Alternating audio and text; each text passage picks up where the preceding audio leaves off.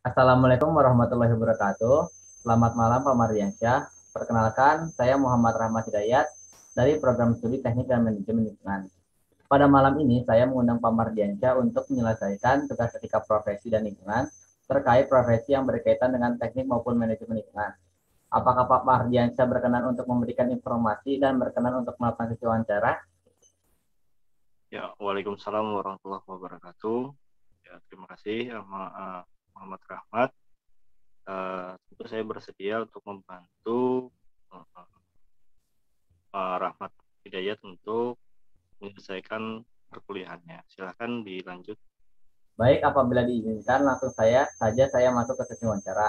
Nah, kalau boleh tahu, saya ingin mengetahui tentang pekerjaan Bapak. Bapak bekerja di perusahaan apa dan juga bidang apa?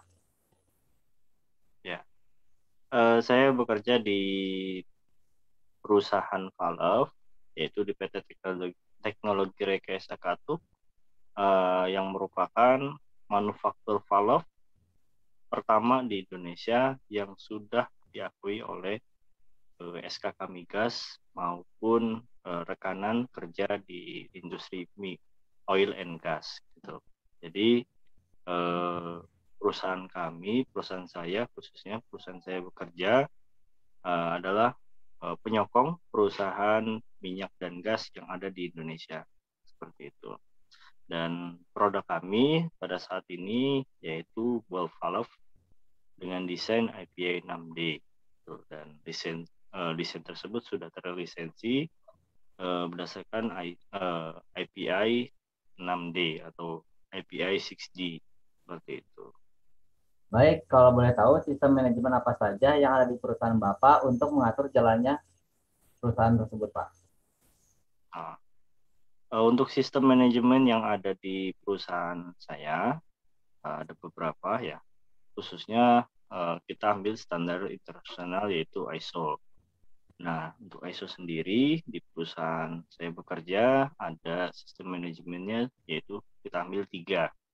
Yang pertama sistem manajemen mutu yaitu ISO 4001, lalu ada juga sistem manajemen mutu lingkungan yaitu ISO 14001, lalu yang satu lagi adalah sistem manajemen K3 yaitu ISO 45001, yang mana 45001 itu pengembangan dari OSAS 18001 gitu. Nah, Kebetulan sekali sesuai dengan tema yang diberikan oleh dosen saya, yang dimana yaitu tentang sistem manajemen lingkungan.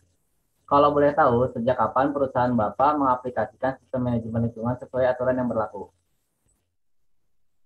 eh, sistem manajemen lingkungan yang digunakan di perusahaan khususnya di tempat saya bekerja yaitu mulai dari tahun 2017, tepatnya di mana perusahaan itu sudah mulai produksi. Nah, sedikit sejarah tentang perusahaan teknologi rekayasa Katup, PT TRK, kita singkat PT TRK. PT TRK ini didirikan pada tahun 2015. Nah, namun untuk produksinya baru dimulai tahun 2017 dengan mempersiapkan uh, yang kita bahas sekarang, yaitu sistem manajemennya. Jadi sistem manajemen lingkungan yang digunakan di PT TRK digunakan dari 2017 sampai dengan sekarang. Seperti itu. Baik, dari kegiatan mobilitas yang perusahaan Bapak lakukan, pasti kan menghasilkan limbah. Kalau boleh tahu, limbah apa saja yang dihasilkan oleh perusahaan Bapak terhadap lingkungan sekitar?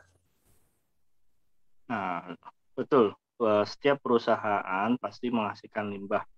Nah, khususnya di TRK ada beberapa limbah yang dihasilkan oleh TRK. Namun semua limbah tersebut sudah eh, diatur, yaitu dengan sesuai dengan sistem ISO 14001 tersebut gitu. Jadi ada beberapa limbah, mulai dari limbah padat, limbah cair ataupun limbah kimia. Nah, seperti itu. Jadi ada limbah padat yaitu sisa-sisa chip dari proses machining. Nah, lalu ada limbah cair. Limbah cair ini ada beberapa seperti eh, air yang digunakan pada saat proses pengetesan valve. Lalu ada juga limbah ketiga, limbah kimia. Nah, limbah kimia ini ada beberapa, ada mulai dari coolant, yaitu cairan kimia yang digunakan untuk pendingin.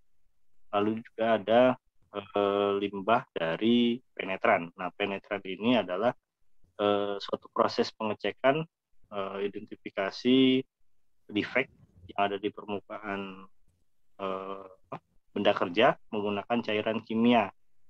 Nah, cairan kimia ini yaitu penetran. Nah, ada beberapa yang lain selain penetrannya, ada juga developernya, ada juga cleanernya. Nah, itu menghasilkan limbah kimia. Nah, penanganannya yang kita lakukan yaitu sesuai dengan ISO 14001 tersebut. Jadi kita pastikan tidak ada limbah yang berdampak pada lingkungan sekitar, baik di lingkungan perusahaan maupun di lingkungan sekitar perusahaan, ya, khususnya dari penduduk masyarakat sekitar. Jadi tidak ada yang dirugikan daripada limbah yang kita hasilkan. Jadi semuanya sudah kita atur sedemikian rupa supaya limbah tersebut kita olah sesuai dengan ISO atau sesuai dengan sistem manajemen lingkungannya, seperti itu. Baik Pak, kalau itu kan kalau misalkan semisal nih ada limbah yang dikeluarkan, apa saja yang dilakukan perusahaan Bapak dalam menanggulangi pencemaran limbah yang dihasilkan tersebut gitu Pak? Ah, tadi kan sudah disebutkan ya, untuk pengaturan limbahnya kita tidak menghasilkan dalam artian tidak dibuang secara langsung, tapi ditangani dengan pihak-pihak yang terkait. Misalnya limbah cair yang kita hasilkan, kita berkoordinasi dengan badan pengolahan limbah cair ataupun limbah kimianya, kita juga sama, kita dengan badan pengolah limbah kimia tersebut, kita meminta bantuan mereka. Gitu. Jadi kita minta bantuan mereka untuk melakukan pengolahan limbah yang kita hasilkan. Nah, pastinya ada aturan-aturan lainnya yang digunakan, yang ada di yang mengatur bagaimana caranya untuk mengelola limbah tersebut gitu. Jadi kita pastikan limbah tersebut tidak tercecer ataupun tidak merugikan dari masyarakat sekitar ataupun lingkungan sekitar, seperti itu. Nah, apakah implementasi sistem manajemen lingkungan yang digunakan perusahaan Bapak terhadap masyarakat yang ada di sekitar itu sudah tercapai Pak? Sejauh ini dari penilaian dari sisi lingkungan, yaitu kita ada tim HSE-nya. Nah, dari penilaian-penilaian yang dibuat oleh tim HSE, itu tidak ada dampak yang dirasakan oleh masyarakat sekitar. Tuh. Jadi tidak ada dampak. Kita pastikan tidak ada dampak karena untuk limbah-limbah yang kita hasilkan sendiri, kita membuat namanya TPS, tempat pembuangan sampah dan juga tempat pembuangan limbah sementara. Gitu. Jadi kita buat penampungan sedemikian rupa, kita tampung, lalu kita nanti akan menghubungi dari pihak pengolahan limbah, kita datangkan seperti itu. Nah, memang pada dasarnya kita melakukan hal tersebut tidak ada yang didapat oleh perusahaan, dalam artian tidak ada keuntungannya, tidak ada laba. Tapi kita berkomitmen, perusahaan tempat saya bekerja berkomitmen, kita harus melakukan hal tersebut supaya tidak ada dampak terhadap lingkungan sekitar, dan lingkungan kerja pun akan jauh lebih baik, dan juga effortnya adalah pekerja yang bekerja di perusahaan itu jadi lebih semangat, karenanya limbahnya aja diolah gitu, limbahnya aja diatur bagaimana pekerjanya, kan gitu, seperti itu. Berarti perusahaan Bapak sudah sangat memikirkan ya Pak ya tentang limbah-limbah yang akan dikeluarkan itu. sehingga tidak mencemari lingkungan ya Pak ya. Betul, sangat bisa dibuktikan dengan kita komitmen menggunakan sistem manajemen lingkungan ISO 9001, ISO 14001 gitu ya. Jadi kita berkomitmen mengatur semua dampak terhadap lingkungan itu sesuai dengan ISO. Itu adapun aturan-aturan pemerintah yang berlaku seperti PP yang dikeluarkan oleh pemerintah kita ikuti, seperti AMDAL-nya ataupun yang lainnya. Nah, kita ikuti gitu. Jadi tidak adanya dampak terhadap lingkungan secara langsung gitu ya.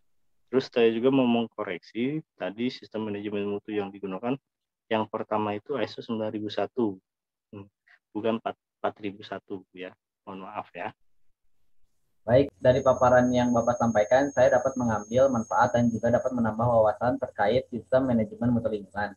Pentingnya komitmen perusahaan untuk mengelola limbah yang dihasilkan sudah sesuai dengan aturan-aturan yang berlaku, supaya limbah tersebut tidak berdampak buruk terhadap lingkungan secara langsung dan masyarakat sekitar. Tentunya hal tersebut tidak akan tercapai apabila tidak ada dukungan dari manajemen dan komitmen semua aspek yang ada di perusahaan Bapak. Saya sebagai mahasiswa yang masih menjalankan studi sangat mengapresiasi apa yang sudah dijalankan oleh perusahaan Bapak. Saya berharap semua perusahaan dapat mengikuti aturan pengelolaan lingkungan yang sudah diatur secara standar dan juga aturan yang sudah dikeluarkan oleh pemerintah sehingga lingkungan yang ada tetap terjaga dengan baik. Terima kasih atas waktunya, Pak. Mohon maaf sudah mengganggu waktunya. Wassalamualaikum warahmatullahi wabarakatuh. Ya, terima kasih. Waalaikumsalam warahmatullahi wabarakatuh.